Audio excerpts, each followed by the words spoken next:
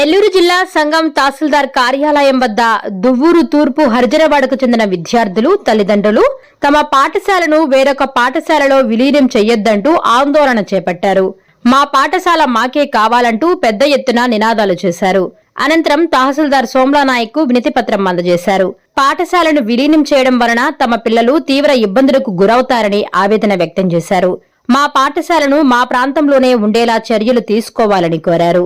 విద్యాశాఖ అధికారులతో మాట్లాడి సమస్యను పరిష్కరించేలా చర్యలు తీసుకుంటామని తహసీల్దార్ వారికి వివరించారు. తూర్పు హరిజనవాడలో స్కూలు చాలా కాలం నుంచి ఉంది, కానీ ఇప్పుడు మోడల్ స్కూల్ అనే పేరుతో మా స్కూల్లో నుంచి 3వ తరగతి నుంచి 5వ తరగతి దాదాపు 20 మంది పిల్లల్ని వేరే స్కూల్కి మోడల్ స్కూల్ పంపించడం జరిగింది. అది మాకు చాలా దూరంగా ఉంది.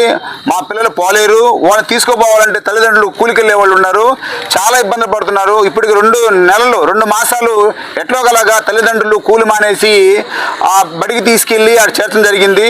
సాయంత్రం పూట తీసుకురావాలన్నా కానీ చాలా ఇబ్బంది పడుతున్నారు. మధ్యలో కుక్కల బెడద చాలా ఇబ్బంది జరిగింది ఈ మధ్య. అందుకోసమే అధికారుల దృష్టి తీసుకొచ్చాం. అందరూ కూలీలు మానుకుని మరీ ఇక్కడికి వచ్చి అధికారుల దృష్టి తీసుకుపోవడానికి వచ్చాం. ఇక్కడికి మా స్కూలు మాకే కావాలి.